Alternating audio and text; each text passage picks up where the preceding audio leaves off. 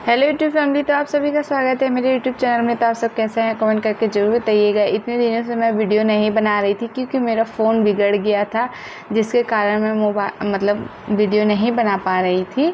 तो आज चलिए हम बेल्ट वाली ब्लाउज की सबसे पहले नाप लेना सीखेंगे कि किस तरीके से हमें बेल्ट वाले ब्लाउज की नाप लेनी चाहिए, कहाँ कहाँ से, और अगर और जैसे लंबाई, चौड़ाई, कमर, चेस्ट, ये सब का नाप लेंगे। उसके बाद हम बेल्ट वाले ब्लाउज की कटिंग करेंगे।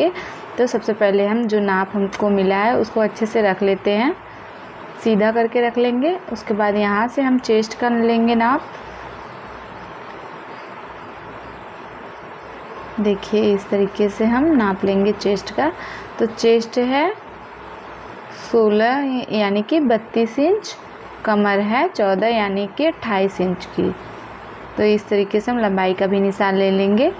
तो लंबाई जितना आपको रखना है, जितना फिटिंग लंबाई है उससे आप 1 से 1.5 इंच एक्स्ट्रा रखेंगे। यहाँ पे पट्टी जो है हमारी कमर पट्टी, उसको बहुत ही ज़्यादा पतला रखना था, यानी कि 1.5 इंच तक ही रखना था। तो ये जो नाप है उसमें पट्टी ज़्यादा चौड़ा है, तो जो बनवाने वाली जिनका ब्लाउज है वो बोली कि हमें जो है कमर पट्टी ना, वो पीछे की जो रहेगी वो पट्टी कम चाहिए। तो इस तरीके से हम पट्टी को कम कर देंगे तो गला हमारा और बढ़ जाएगा, तो थोड़ा डीप नेक हो जाएगा और उनका जो पट्टी रहेगा वो कम हो जाएगा। तो इस तरीके से हम कपड़े को डबल फोल्ड कर लेंगे और इंची टेप को डबल फोल्ड करके देख लेंगे कि नाप कितना है। नाप से 2 इंच एक्स्ट्रा हम रखेंगे यहाँ पे सिलाई के लिए। तो यहाँ से लंबाई के निशान लगा लेंगे। देखिए इस तरीके से हम लंबाई का निशान लगा लेंगे। जितना हमारा लंबाई फिटिंग लंबाई रहेगा उससे 1 से 1.5 इंच हम एक्स्ट्रा रखेंगे इस तरीके से। ठीक है, ठीक। 6 इंच आर्मोल पे निशान लगा लेंगे। 5.5 इंच पे हम शोल्डर का निशान लगाएंगे, जिसमें किससे हम गले का भी निशान लगाएंगे। तो इस तरीके से जो आर्मोल का निशान है उसको सही से करके हम निशान लगा लेंगे बराबर से। फिर हम इसको आर्मोल शेप में बना लेंगे इस तरीके से। देखिए ये हो गया आर्मोल। अब हम गले के निशान लगा लेंगे। यहाँ से मैं 2.5 इंच गला ले रही हूँ और लंबाई रहेगा जितना ये बैक पार्ट है, तो आप जितना चाहें उतना लंबाई रख सकती हैं। मैं भूल करके फ्रंट पार्ट समझ करके 6 इंच पे निशान लगा रही हूँ, लेकिन मैं अभी लगाऊंगी बैक पार्ट में जितना लंबाई हमें चाहिए उस तरीके से। अगर आप देखिए फ्रंट पार्ट में तो जितना आप पहनते हैं गला उतने ही हिसाब से, जैसे कि कस्टमर जितना हो वो 6 इंच भी रखते हैं, 7 इंच भी रखते हैं, 4 भी रखते हैं, 3 5 भी रखते हैं। तो इस तरीके से तो देखिए अब मैं पीछे के गले का निशान लगा रही हूँ। तो जो ना बताया ना कि 1 से 1.5 इंच ही पट्टी रखनी, गला पट्टी, तो वहाँ पे मैं निशान लगा रही थी। इस तरीके से हम बैक पार्ट की कटिंग करेंगे। इस तरीके से पान शेप में बनाएंगे, जैसे कि इस तरीके से हम गला बना रहे हैं, हल्का सा डिज़ाइन बनाएंगे, पान गला बनाएंगे। यहाँ पे देखिए बैक गले में तो आप जो चाहें वो डिज़ाइन डाल सकती हैं, मैं सिर्फ पान गला ही बना रही हूँ इस तरीके से। ये हमारा बैक पार्ट है। तो अब हम इसको कट कर लेते हैं। सबसे पहले हम गले की कटिंग करेंगे यहाँ से।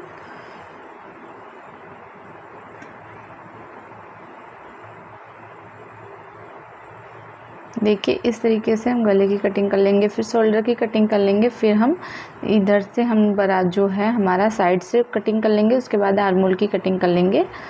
अगर मैं आपको किसी और चीज़ की, देखिए इस तरीके से इस वक्त ना रक्षाबंधन चल रहा है, मतलब रक्षाबंधन आने वाला है और सावन भी चल रहा है, तो हरा हरा कपड़ा बहुत सिलने को मिल रहा है।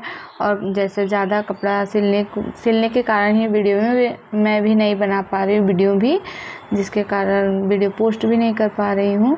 और फिर बीच में मेरा फ़ोन भी बिगड़ गया, ख़राब हो गया, तो इसके कारण तो नहीं बना पा रही थी वीडियो। तो अब हम जो बैक पार्ट है ना उसको इस कपड़े पे डबल फोल्ड है उसको रख करके इसी पे हम फ्रंट पार्ट का निशान लगा कर कट कर लेंगे। जो हमारा फ्रंट पार्ट है वो बैक पार्ट से 1 इंच बड़ा रहेगा। देखिए इस तरीके से मैंने निशान लगा लिया है। मैंने अंदाज़ी ही निशान लगाया है, अगर आपको समझ ना आए तो आप नाप करके निशान लगा लीजिएगा। इस तरीके से हम आर्मोल का भी निशान लगा लेंगे। फिर 1/2 इंच एक्स्ट्रा हम इसमें जो कि रहेगा फ्रंट पार्ट में आर्मोल में कटिंग करेंगे। तो यहाँ से मैं 6 इंच पे निशान लगा रही हूँ, क्योंकि जैसे गांव की औरतें होती हैं अक्सर करके 6 इंच का गला ही पहनती हैं। तो यहाँ पे मैं 6 इंच का निशान लगा रही हूँ। गोल गला ही बनाऊँगी फ्रंट पार्ट में। तो यहाँ पे इस तरीके से गले का शेप देते हुए हम गले के निशान लगा लेंगे। अब हम जो आर्मोल का निशान लगाए हैं उसमें हम हल्का सा बहुत ज़्यादा नहीं, सिर्फ 1/2 इंच गहराई देते हुए उसको कट कर लेंगे। अब हम यहाँ से बेल्ट का निशान लगा रहे हैं 4 इंच पे, इधर से हम 3 इंच पे लेंगे। जो बंद वाला भाग है उधर से हम 4 पे लेंगे, जिधर से हम हुक का आई का बनाएंगे उधर से हम 4 इंच पे लेंगे, और जो हमारा रहेगा फिटिंग की तरफ से हम 3 इंच पे निशान लगाए हैं। तो इस तरीके से देखिए हम अब कटिंग कर लेंगे। हमारा निशान लग गया है। और इसमें जो टक्स का निशान है वो मैं सिर्फ सिलाई के वक्त ही लगाती हूँ। अगर आपको जानना है कि किस तरीके से टक्स का निशान लगता है तो आप प्लीज़ मुझे कमेंट करिएगा, हम आप सबको ज़रूर बताएंगे कि किस तरीके से टक्स का निशान लगाएं तो बराबर सही बनता है। बहुत लोगों का ऊपर नीचे भी हो जाता है, जैसे टक्स बहुत ऊपर भी हो जाता है या नीचे भी हो जाता है, जिसके कारण दिक्कत होता है और छोटा आगे पीछे बन जाता है, सही से टक्स नहीं बना पाते। अगर आपको जानना है तो प्लीज़ कमेंट करिएगा, मैं ज़रूर बताऊंगी। तो जो हमारा एक्स्ट्रा कपड़ा है उसको काट लेंगे, और जो भी टक्स का निशान है अब हम जैसे जब सिलाई करेंगे तभी लगाएंगे यहाँ पे। अब हम बस जो हमारा ब्लाउज का कपड़ा है उस पर रख करके ये अस्तर वाला कपड़ा रख करके कटिंग कर लेंगे। ब्लाउज के कपड़े में तो निशान लगाने की कोई ज़रूरत नहीं है, क्योंकि अस्तर पे ही हमने निशान लगा लिया है, सारा कटिंग कर लिया है। तो अब हम बस इसको रखेंगे इस तरीके से। जो सिकड़ा हुआ कपड़ा है इसको हम अभी सिलाई करने से पहले ही इसको प्रेस कर लेंगे, क्योंकि कपड़ा ज़्यादा सिकुड़ा रहता है तो वो नहीं हो पाता है, मतलब ढंग से सिलाई नहीं हो पाता है। फिर वो फिटिंग के टाइम में इधर उधर रहता है चुना हुआ, तो उसके कारण ब्लाउज भी ख़राब हो जाता है। इसके वजह से हम इसको प्रेस लगा लेंगे, ताकि प्रेस करने के बाद कपड़ा अच्छा सा बन जाए और सिलाई में भी दिक्कत ना आए। तो इस तरीके से हम जो अस्तर वाला कपड़ा था उसको रख करके कटिंग कर लिए हैं। देखिए बहुत ही आसान है। ब्लाउज के कपड़े सिर्फ डबल फोल्ड करिए, उसके बाद अस्तर वाले कपड़े को रख करके कट कर लीजिए इस तरीके से। बस हमें इसमें बाहीं कट करना है, बेल्ट को भी हम अलग कट करके निकाल देंगे। अगर आपको ब्लाउज की स्टिचिंग सीखनी है तो प्लीज़ कमेंट करिएगा, हम आपको बताएंगे कि किस तरीके से ब्लाउज की हम सिलाई करते हैं। मैं अपने तरीके से कि मैं किस तरीके से करती हूँ, बाकी तो मैं अपना ही जानूँगी कि मैं किस तरीके से करती हूँ, उस तरीके से आपको बताऊँगी। तो यहाँ पे हम अस्तर को फिर से डबल फोल्ड कर लेंगे इस तरीके से। देखिए ये बाहीं की कटिंग करने के लिए हम डबल फोल्ड कर रहे हैं अस्तर को, फिर एक बार हम और फोल्ड कर लेंगे अस्तर को इस तरीके से। देखिए ये हो गया, 4 लेयर में हो गया फोल्ड। अब हम इसमें से बाहीं की कटिंग करेंगे। तो जो हमारा बंद एरिया है वहाँ से हम चौड़ा रखेंगे, और जो खुला एरिया है वो वहाँ से पतला रखेंगे। तो इस तरीके से हम लंबाई नाप लेते हैं। लंबाई है 3.5 इंच, तो यहाँ पे हम 4.5 इंच पे कटिंग करेंगे। देखिए 4.5 इंच पे, क्योंकि 1/2 इंच ऊपर से 1/2 इंच नीचे से चला जाएगा। इस तरीके से हम आर्मोल का निशान लगाते हुए, शेप बनाते हुए, बाहीं का शेप बनाते हुए इस तरीके से हम कटिंग कर लेंगे। देखिए सिलाई ना बहुत ही अच्छी कला है, बहुत ही अच्छी कला है। मैं बार बार कहती हूँ कि बहुत अच्छी कला है और बहुत मन लगा रहता है काम कर ये काम करने में मुझे बहुत ज़्यादा अच्छा लगता है। बहुत ही मतलब ऐसा लगता है कि पूरा दिन बीत जाता है, पता भी नहीं चलता है, और मेरा काम भी हो जाता है। और मुझे बहुत पसंद है सिलाई खास करके।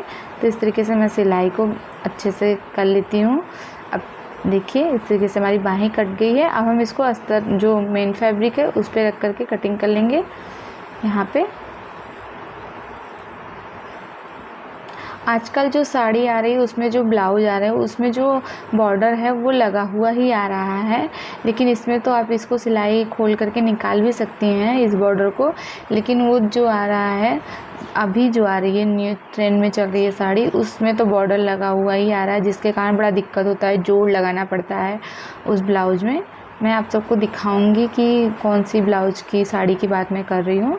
अगर आप समझ गए होंगे तो बहुत अच्छी बात है, अगर नहीं समझे तो मैं आप सबको ज़रूर दिखाऊंगी कि किस वाली ब्लाउज की साड़ी की बात कर रही हूँ, जिसमें मतलब वो जो बॉर्डर है वो लगा हुआ ही आ रहा है, जिसके कारण उसको कट करके निकाल लो तो लगाओ तो ज़्यादा अच्छा नहीं लगता, उसको ऐसे ही अच्छा लगता है। तो इस तरीके से हमारी जो है ब्लाउज की कटिंग हो गई है। वीडियो पूरा देखने के लिए थैंक यू।